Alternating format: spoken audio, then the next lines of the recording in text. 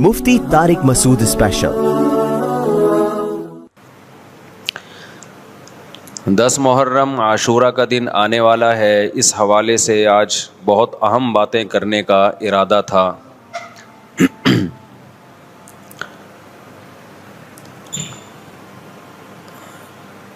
محرم میں کیا کرنا چاہیے، کربلا کا واقعہ اصل ہے کیا؟ کربلا کے واقعے پر تو میں ایک پورا بیان چند سال پہلے ریکارڈ کروا چکا ہوں، لیکن اس واقعے سے اہم سبق کیا ملتے ہیں؟ محرم میں ہم کون سے ایسے کام کر رہے ہیں جس سے ہم اللہ کے غضب کے مستحق ٹھہر رہے ہیں؟ محرم میں کیا کیا ہو رہا ہے میں آپ کو بتاتا ہوں۔ ان میں سے کوئی بھی عمل نہ ہمیں قرآن سے ملتا ہے نہ صحابہ سے ملتا ہے ہمیں۔ سیدنا حسین ابن علی رضی اللہ تعالی عنہ جو جنت کے جوانوں کے سردار ہیں، آپ سے محبت کا دعویٰ اس وقت مقبول ہوگا جب آپ سیدنا حسین کی سیرت کو فالو کریں گے۔ رونا پیٹنا ماتم کرنا یہ سیدنا حسین اور اہل بیت کی سیرت نہیں ہے۔ اس بات میں دو رائے نہیں ہو سکتی کہ سیدنا حسین رضی اللہ تعالی عنہ کو جو کربلا میں شہید کیا گیا، یہ کائنات کا بدترین ظلم تھا۔ جس نے آپ کی گردن مبارک پہ تلوار رکھی، اس کی بدبختی میں دو رائے نہیں ہو سکتی۔ بہت ہی کوئی شقی اور بدبخت جو نواسہ رسول صلی اللہ علیہ وسلم کے قتل کی طرف بڑھا، بہت ہی کوئی بدبخت اور بدنصیب جو کوفہ کے گورنر ابن زیاد کے کہنے پر نواسہ رسول سے لڑنے کے لیے نکلا، جو اس ظلم کو ظلم نہیں مانتا، وہ بھی اپنے آپ کو جہنم میں جانے کے لیے تیار کر رہا ہے۔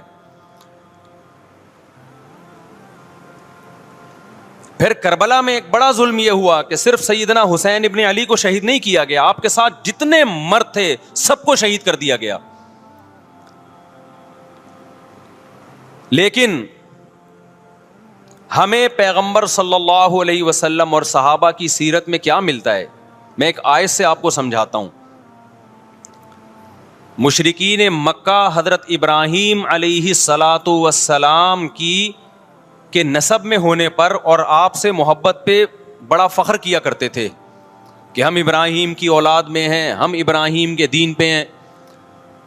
اللہ نے کیا فرمایا رسول اللہ صلی اللہ علیہ وسلم سے کہ ان اول الناس بابراہیم للذین اتبعوہ، اے نبی آپ ان سے کہہ دیجئے ابراہیم سے محبت کے خالی پیلی کے دعوے مقبول نہیں ہیں۔ ابراہیم کے زیادہ حقدار وہ ہیں جو ابراہیم علیہ السلام کی اتباع کرتے ہیں، اور یہ پیغمبر اور صحابہ یہ ابراہیم علیہ السلام کے دین کو فالو کرتے ہیں، اور تم ابراہیم کے دین کو فالو نہیں کر رہے، ان سے محبت کے دعوے دار ہو۔ تو خالی محبت کے دعوے داری اللہ کے ہاں مقبول نہیں ہے۔ اللہ کے ہاں وہ محبت کی دعوے مقبول ہیں جس میں آپ محبوب کو فالو کر رہے ہوں۔ سیدنا حسین ابن علی رضی اللہ تعالی عنہ جو جنت کے جوانوں کے سردار ہیں، آپ سے محبت کا دعویٰ اس وقت مقبول ہوگا جب آپ سیدنا حسین کی سیرت کو فالو کریں گے۔ رونا پیٹنا ماتم کرنا یہ سیدنا حسین اور اہل بیت کی سیرت نہیں ہے۔ صبر کرنا، ظالم کے سامنے ڈٹ جانا، جان کے خوف سے اپنی پالیسیوں سے پیچھے نہ ہٹنا، یہ سیدنا حسین ابن علی رضی اللہ عنہ کی سیرت ہے جو آج ہمیں کہیں بھی نظر نہیں آتی۔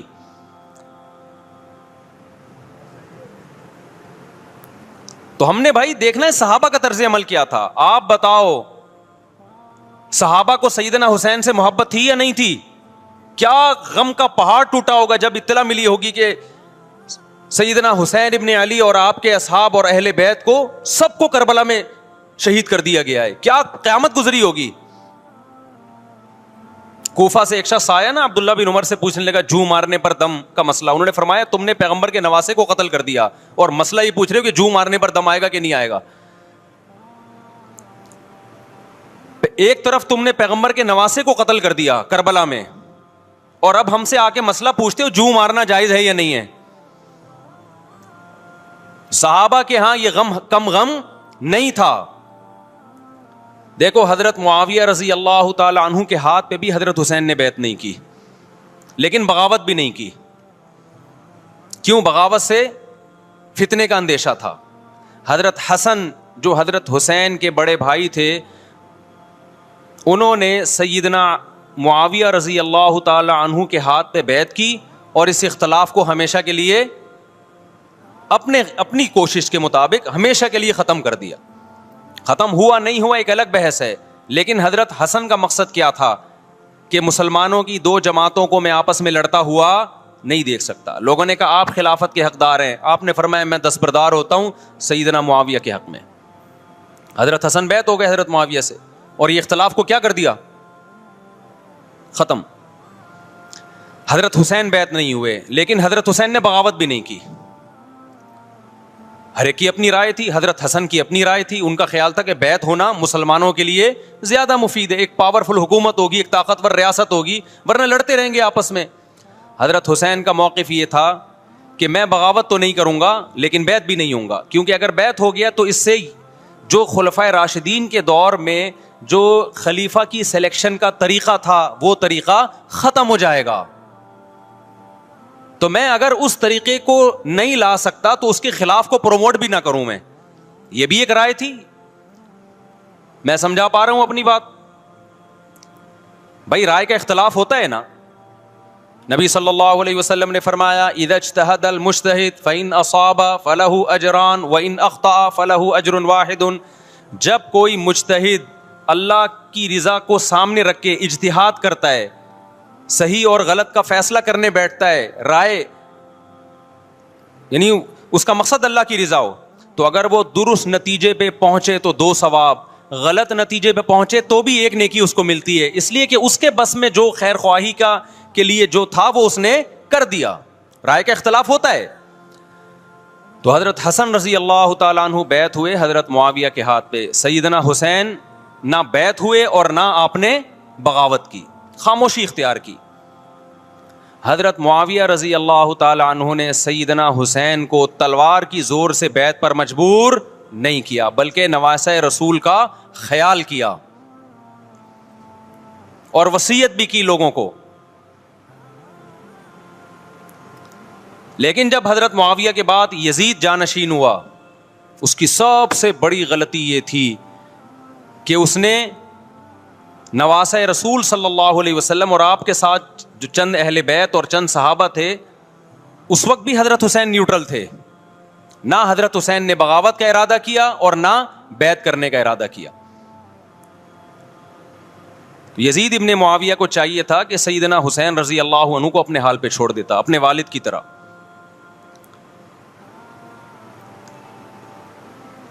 حضرت حسین رضی اللہ تعالیٰ عنہ کو جب کوفہ سے خطوط آئے, یہ میں وضاحت اس لیے کر رہا ہوں کہ حضرت حسین بغاوت کے لیے نہیں نکلے تھے, اس مسلمان حاکم کے خلاف بغاوت کے لیے نہیں نکلے تھے, کیونکہ رسول اللہ صلی اللہ علیہ وسلم کی بہت ساری صحیح حدیث ہے اس بارے میں کہ جو باغی ہے, جو ریاست کے خلاف بغاوت کرتا ہے, اس کو نبی صلی اللہ علیہ وسلم نے اس عمل کو پسند نہیں کیا.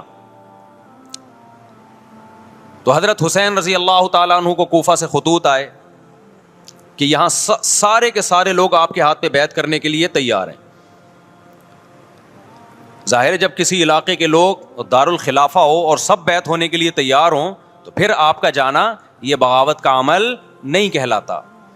حضرت حسین رضی اللہ تعالیٰ عنہ اہل بیت کے ساتھ نکلے. کربلا میں جب پہنچے, مشہور واقعہ آپ 20 دفعہ سن چکے ہیں, وہاں جا کے آپ کو اطلاع ہوئی کہ وہ خبر غلط تھی اور عبید اللہ بن زیاد نے ایک پورا لشکر بھیجا سیدنا حسین رضی اللہ تعالیٰ عنہ کو مجبور کرنے کے لیے کہ میرے ہاتھ پہ آپ زبردستی بیعت ہو جائیں. تو حضرت حسین رضی اللہ تعالیٰ عنہ نے مطالبے رکھے کہ یا تو مجھے واپس جانے دیا جائے, اور اگر بیعت کرنا ہی ہے تو میں دمشق میں امیر کے ہاتھ پہ جا کے بیعت کروں گا. بہت معقول مطالبے تھے یہ. میرا مقصد ابھی کربلا کا واقعہ بیان کرنا نہیں ہے, اس پہ بہت کچھ کہا جا چکا ہے, خود میرا بھی بیان اس پہ تفصیل سے ہو چکا ہے. اس کے بعد بھی سیدنا حسین رضی اللہ تعالیٰ عنہ کو مجبور کرنا کہ عبید اللہ بن زیاد جو بدبخت انسان جو قاتل تھا اہل بیت کا, اسی کے ہاتھ پہ لازمی بیعت ہوں, جبکہ وہ امیر بھی نہیں ہے, وہ گورنر ہے ایک علاقے کا. تو نواسہ رسول کا خیال نہ کرنا یہ بدترین ظلم تھا جو اس وقت حکومت سے ہوا ہے. حضرت حسین رضی اللہ تعالیٰ عنہ, دیکھو نبی صلی اللہ, آج ہم دیکھتے ہیں کہ جو بڑا آدمی ہوتا ہے نا اس کی قربانیاں ہوتی ہیں, اس کی بڑی بڑی قربانیاں ہوتی ہیں. چھوٹے اپنے بڑوں کی قربانیوں کو کیش کراتے ہیں. آپ نے دیکھا ہوگا فلاں نے بڑی قربانیاں دیں اور بچے موج کر رہے ہیں, دیکھا نا آپ نے. لیکن اللہ تعالیٰ نے رسول اللہ صلی اللہ علیہ وسلم کے نسب کو اس سے محفوظ کیا. ہمارے نبی کے 2 بیٹے حسن حسین, آپ کی نسل حضرت فاطمہ سے چلی ہے, دونوں شہید ہوئے ہیں. اس میں بہت بڑی حکمت تھی کہ پیغمبر صلی اللہ علیہ وسلم نے سب سے پہلے تربیت اپنے گھر والوں کی ہے. آج لوگ باہر فنٹر بنے ہوئے ہوتے ہیں, تبلیغیں کر رہے ہوتے ہیں, اپنے گھر کی ان کو پرواہ نہیں ہوتی. نبی صلی اللہ علیہ وسلم نے سب سے پہلے جو تربیت کی ہے کس کی ہے؟ حضرت حسن اور حسین کی ہے. تو جب کربلا میں آپ کو چاروں طرف سے گھیر لیا گیا اور آپ کو مجبور کیا گیا کہ آپ نے ابن زیاد کے ہاتھ پہ بیعت کرنا ہے, تو آپ نے اس ذلت کو گلے لگانے سے انکار کر دیا. آپ کو 100% یقین تھا کہ اتنے بڑے لشکر کے سامنے میں ٹھہر نہیں سکتا, اسباب کی دنیا میں فتح کی امید نہیں ہے. لیکن حضرت حسین رضی اللہ تعالی عنہ نے لڑنے کا فیصلہ کر کے اور شہادت کو قبول کرنے کا فیصلہ کر کے ابن زیاد اور اس زمانے کے حکمران جو اس قتل پہ راضی تھے, قیامت تک کے لیے ان پہ لعنت کے سلسلے کا دروازہ کھول دیا. بعض دفعہ اللہ بھی یہ چاہتے ہیں کہ بدبختوں کو ڈھیل ملے تاکہ ان کا جرم سنستدرجہم من حیث لا یعلمون. قرآن کہتے ہیں نا ہم ان کو ڈھیل دیں گے, ان کو برائی میں ہم آگے بڑھنے دیں گے, ایسے بڑھنے دیں گے کہ ان کو خود بھی پتہ نہیں چلے گا, تاکہ قیامت کے دن ان کا عذاب ان کو کئی گنا بڑھا کر دیا جائے. اب میرے بھائی ہمارے لیے کیا سبق ملتا ہے؟ جب یہ واقعہ ہوا عالم اسلام میں کوہرام مچ گیا, لیکن کیا اس واقعے کے بعد اہل بیت کی جو مقدس اور پاکیزہ عورتیں تھیں, کیا انہوں نے نوحہ کیا یا صبر کیا؟ آپ کا ضمیر کیا کہتا ہے, انہوں نے نوحے پڑے ہوں گے یا صبر کیا ہوگا؟ بولو بھائی, صبر کیا. عبداللہ بن عمر رضی اللہ تعالیٰ عنہ جو کوفہ والوں کو ملامت کیا کرتے تھے کہ تم جو مارنے کے مسئلے ہم سے پوچھتے ہو, تم نے حسین کا قتل کر دیا, تو یہ حضرت ابن عمر نے اسی لیے کہا نا کہ آپ کو اس کا غم ہوا تھا. تو ابن عمر کا عمل کیا تھا؟ کیا انہوں نے ماتم کیا؟ کیا انہوں نے چھروں سے اپنے آپ کو مارا؟ حضرت حسین کا قتل بھی ظالمانہ, اور اس سے پہلے سیدنا عثمان کا قتل بھی ظالمانہ. اگر نوحہ یا ماتم جائز ہے تو حضرت عثمان کی شہادت کے دن بھی جائز ہے, حضرت حسین کی شہادت کے دن بھی جائز ہے. اور اگر ناجائز ہے تو جیسے عثمان کی شہادت کے دن ناجائز, حسین کی شہادت کے دن بھی ناجائز ہے. سمجھ میں آ رہی ہے بات کہ نہیں آ رہی ہے؟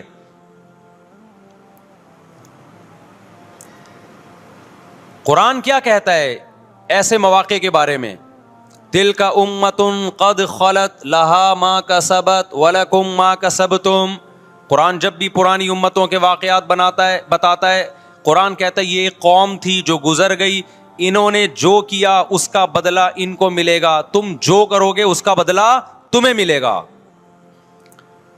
تو ہمیں اللہ نے اس واقعے میں بھی بتا دیا کہ سیدنا حسین کا واقعہ, کربلا کا واقعہ جب سنا کرو تو یہ سوچا کرو یہ قوم تھی جو گزر گئی, جس نے اچھا کیا, حسین ابن علی نے اچھا کیا, ان کو اس اچھائی کا بدلہ ملے گا. اور جو حضرت حسین کے قتل کے حضرت سیدنا حسین کے مبارک خون سے جن کے ہاتھ آلودہ ہوئے, کیونکہ قتل کیا نا انہوں نے, تو لہا ما کسبت, ان کو اس ظلم کا بدلہ بھی ملے گا.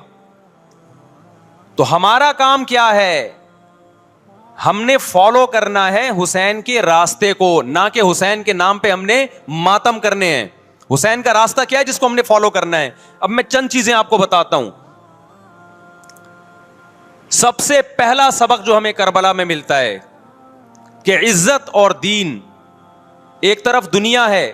دیکھو اگر حضرت حسین رضی اللہ تعالیٰ عنہ ابن زیاد کے ہاتھ پہ جا کے بیعت ہو جاتے, آپ کیا سمجھتے ہو بے تحاشا مال و دولت حضرت حسین پہ خرچ نہیں کرتا کیا وہ؟ جب ایک بڑا آدمی کسی کے ہاتھ پہ بیعت ہوتا ہے تو اس کو بھی تو فائدہ ہوتا ہے نا اس سے. اور کیا حضرت حسین کو یقین نہیں تھا کہ کربلا میں شہید ہو جاؤں گا؟ فتح اور نصرت کی اسباب کی دنیا میں کوئی امید نہیں تھی, مگر آپ نے اہل بیت کو کربلا میں رسوا کرنے پر عزت کی موت کو ترجیح دی ہے. آج اگر آپ میں یہ ظرف ہے کہ آپ عزت کی موت کو ذلت کی زندگی پر ترجیح دیتے ہو تو پھر آپ حسینی ہو. نہیں یہی بات میرا خیال ہے سمجھ. سیدنا حسین کی سخاوت کے واقعات ہیں. سیدنا حسین باغی نہیں تھے رضی اللہ عنہ. پھر جو اہل بیت کا طرز عمل کیا تھا, محرم میں کیا کیا ہو رہا ہے میں آپ کو بتاتا ہوں. ان میں سے کوئی بھی عمل نہ ہمیں قرآن سے ملتا ہے نہ صحابہ سے ملتا ہے ہمیں. تو ما انا علیہ و اصحابی جو جنتی فرقہ ہوگا اس کی جو علامتیں ہیں, تو جب آپ ان علامتوں کے خلاف چلو گے, صحابہ اور تابعین کو فالو نہیں کرو گے, تو آپ پھر اپنے آپ کو سنی کہنا چھوڑ دو. آپ بتاؤ مجھے اسلام میں کوئی مہینہ منحوس ہے؟ بولو نا, کوئی مہینہ منحوس ہے؟ تو آپ محرم کو منحوس کیوں کہتے ہو؟ لوگ مجھے کہتے ہیں مفتی صاحب فرقہ واریت پھیلا رہے ہیں. دیکھو فرقہ واریت جب پھیلا رہا ہوں جب میں کسی فرقے کے خلاف آپ کو کر رہا ہوں. میرے بیان شیعہ لوگ بھی سنتے ہیں, ملتے بھی ہیں. بہت دفعہ ایئرپورٹ پہ ملاقات ہوئی, بڑی عزت سے ملے, میں شیعہ ہوں لیکن آپ سے محبت کرتا ہوں. یہاں مسجد میں بھی آتے ہیں, میں نے کبھی کسی پہ طنز نہیں کیا. اس لیے میں بار بار کہتا ہوں جو شیعہ کا مذہب ہے اس کو کرنے دو. وہ سبیلے لگاتے ہیں, آپ ان کو مت چھیڑو, جا کے تنگ نہ کرو ان کو. وہ ماتم کرتے ہیں, آپ ان کو مت چھیڑو. وہ نوحے کرتے ہیں, وہ نوحے پڑھتے ہیں, آپ ان کو مت چھیڑو. لیکن آپ اپنی پوزیشن واضح کرو کہ آپ شیعہ ہو یا آپ سنی ہو. آپ تو ایک طرف ہو جاؤ نا. محرم میں اگر آپ مرثیے لگا کے گھوم رہے ہو گاڑیوں میں, اٹ مینز آپ سنی نہیں ہو. آپ نبی صلی اللہ علیہ وسلم کی حدیث ہے ہمارے پاس, ہم اہل سنت والجماعت ہیں, ہم سنت کو فالو کرتے ہیں. تو سنت کیا کہتی ہے؟ میتوں پہ گریبان چاک کرنا, میتوں پہ چیخ و پکار کر کے رونا. آپ نے فرمایا لیس منا, وہ ہم میں سے نہیں ہے. اور اس عمل پہ آپ صلی اللہ علیہ وسلم نے لعنت فرمائی ہے. لوگ کہتے ہیں حسین کی یاد میں رونا نبی کی سنت ہے. نبی صلی اللہ علیہ وسلم کو جب جبریل نے بتایا کہ حسین شہید ہوں گے, آپ روئے, اس لیے کہ اس وقت آپ کو یہ خبر ملی تھی. لیکن کیا ہر محرم میں آپ نے رونے کا پروگرام کیا ہے یا صحابہ کو بیٹھ کے باقاعدہ رلایا ہے آپ نے؟ کیا ہو گیا بھائی؟ آپ کو بھی جب کربلا کا واقعہ کی خبر ملی آپ کی آنکھوں میں آنسو آ جائے, یہ نیچرل ہے, یہ حسین سے محبت کی علامت. لیکن ہر محرم میں باقاعدہ بٹھا کے رونے کا پروگرام کرنا یہ حسین سے محبت کی علامت نہیں ہے, بلکہ شریعت میں ناجائز ہے یہ غموں کو بڑھانا. یہ کہاں سے جائز ہو گیا؟ حضرت عثمان بھی تو شہید ہوئے تھے, نبی صلی اللہ علیہ وسلم کے داماد تھے. ان کی یاد میں آپ رونے کو سنت کیوں نہیں کہتے؟ ہماری نظر میں حسین کا قتل بھی بہت بڑا ظلم اور سیدنا عثمان کا قتل بھی بہت بڑا ظلم تھا. دونوں مظلوم تھے, دونوں مظلوم شہید تھے. ہمیں دونوں کی شہادت پہ غم ہے, لیکن اب اس غم کو مناتے نہیں ہیں. اسلام میں غم منانا سنت نہیں ہے. دیکھو جعفر طیار رضی اللہ عنہ, نبی کے چچا زاد بھائی, اہل بیت, جب آپ صلی اللہ علیہ وسلم نے ان کو لڑائی کے لیے میدان جنگ میں بھیجا, رومیوں سے لڑائی تھی. حضرت جعفر طیار کی 4 بیویاں تھیں. جب نبی صلی اللہ علیہ وسلم مسجد نبی میں بیٹھے, آپ کو فرشتوں نے اطلاع دی کہ جعفر طیار شہید ہو گئے. آپ صلی اللہ علیہ وسلم کی آنکھوں سے آنسو. یہ آنسو اس وقت نکلے جب عین شہادت کی اطلاع ملی ہے. اس وقت آنسوؤں کا نکلنا محبت کی علامت ہے. آپ نے صحابی رسول کو بھیجا کہ جاؤ آپ کی زوجات کو, بیویوں کو جا کے خبر دو کہ جعفر طیار شہید ہو گئے. کیا قربانی تھی صحابہ کی, آپ دیکھو. ایسے جوان تھے جعفر طیار, خوبصورت جوان. غزوہ بدر میں جب مشرکین مکہ نے یہ نعرہ لگایا کہ حل میں مبارز, 3 سردار آئے, انہوں نے کہا پہلے تمہارے اندر سے 3 بہادر آئیں ہم سے لڑیں. دیکھو عربوں میں یہ ہوتا تھا کہ کہ جب جنگ کے لیے دو فوجیں آمنے سامنے کھڑی ہوتی تھیں تو پہلے دونوں طرف کے بہادر ترین لوگوں کی لڑائیاں ہوتی تھیں کہ جب تک دونوں میں سے ایک قتل نہیں ہوگا لڑائی شروع نہیں ہوگی. تو آپ کو پتا ہے کہ اس میں بہادر ترین لوگ نکلیں گے نا جو لڑنا جانتے ہوں. مشرکین مکہ کی طرف سے 3 یا 4 بڑے بڑے سردار آئے لڑائی سے پہلے, بدر میں لڑائی سے پہلے. انہوں نے نعرہ لگایا, حل میں مبارز, کوئی ہے تم میں جو پہلے ہم سے لڑے. یعنی ادھر سے ہم 3 ہیں تو ادھر سے بھی کتنے چاہیے, 3 بندے. ادھر سے انصار صحابہ آئے. مشرکین مکہ نے کہا لیسو بی اکفائنا, یہ ہمارے جوڑ کے نہیں ہیں, قریشی ہاشمی چاہیے ہمیں, ہمارے نسب کے لوگ ہونے چاہیے. تو ادھر سے نبی صلی اللہ علیہ وسلم نے حضرت علی کو بھیجا اور حضرت جعفر طیار کو بھیجا. جن صحابہ کو بھیجا ان میں حضرت جعفر طیار بھی تھے. حضرت جعفر طیار رضی اللہ تعالی عنہ اور سیدنا علی مقابلے میں غالب آ گئے. خوبصورت صحابی. نجاشی کے سامنے آپ نے تقریر کی ہے, ہجرت کی ہے نا جب حبشہ کی طرف, تو نجاشی نے پوچھا جعفر طیار سے کہ تمہارے پیغمبر جو کلام لے کر آئے ہیں وہ سناؤ. حضرت جعفر طیار رضی اللہ تعالی عنہ نے سورہ مریم پڑھنا شروع کر دی. کاف ہا یا عین صاد, ذکر رحمت ربک عبدہ زکریا اذ نادى ربه نداء خفیا قال رب انی وهن العظم منی واشتعل الرأس شیبا ولم اکن بدعائک رب شقیا وانی خفت الموالی من ورائي وکانت امرأتی عاقرا فہب لی من لدنک ولیا. ایسی حضرت مریم اور عیسیٰ ابن مریم کی سیرت کو سورہ مریم میں بیان کیا حضرت جعفر طیار نے کہ نجاشی روتے روتے, اس کی داڑھی تر, اور جتنے پادری بیٹھے تھے سب کی داڑیاں تر ہو گئی روتے روتے.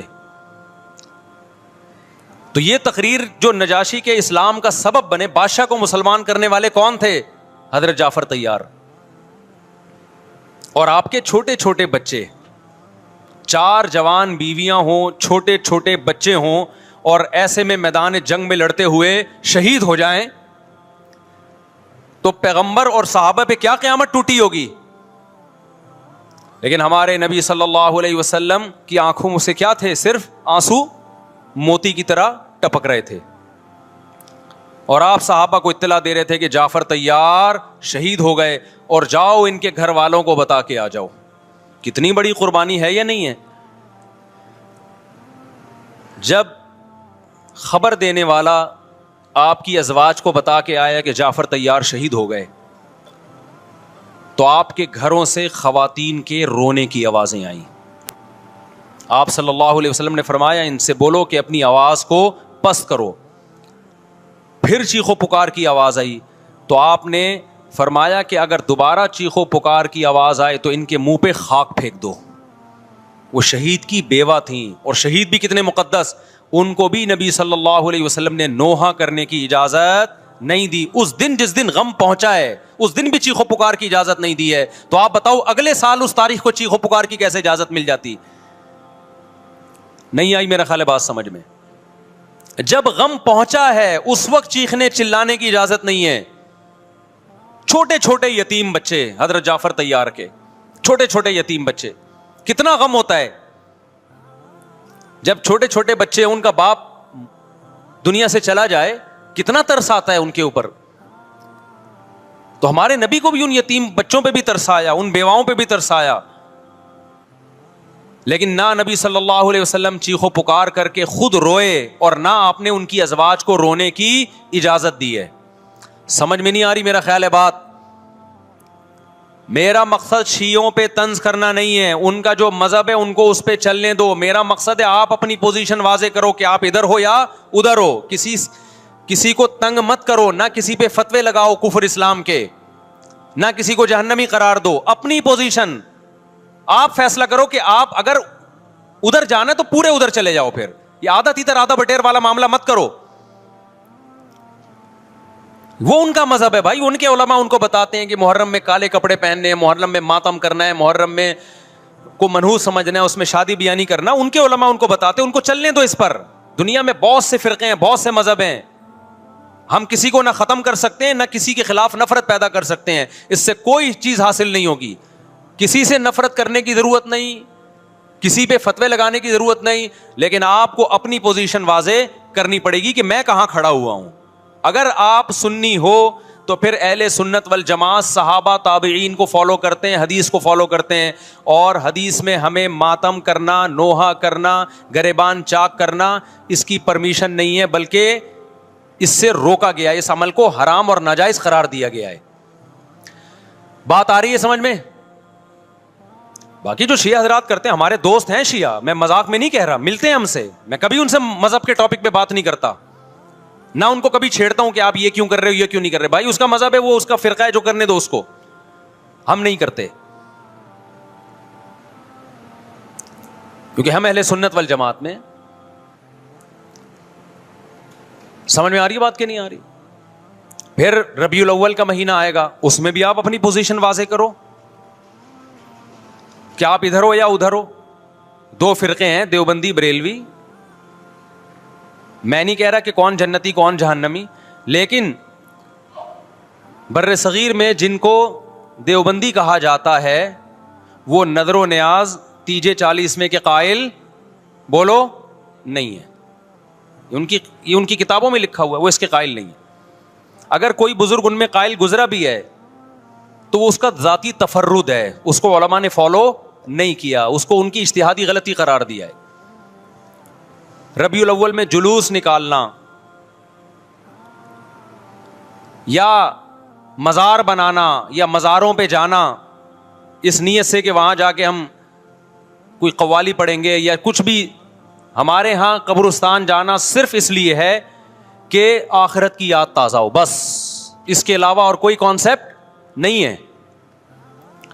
ہمارے ہاں قبر ایک بالش سے زیادہ اونچی بنانا جائز بولو نا نہیں ہے. قبر پکی کرنا جائز نہیں ہے. تیجے 40 میں کرنا جائز بولو نہیں. آج ایک صاحب آئے, کہنے لگے میری ساس کا 40واں ہے, فجر میں کہنے لگے مجھے, کہہ رہے میں نہیں گیا تو بڑا مسئلہ ہو جائے گا. میں نے کہا بھائی ایک فیصلہ کرو, گرین چینل یا وائٹ چینل, ایک طرف ہو جاؤ بھائی, کیونکہ وائٹ چینل میں یہ جائز نہیں ہے, نہ 40واں ہے نہ تیجا ہے.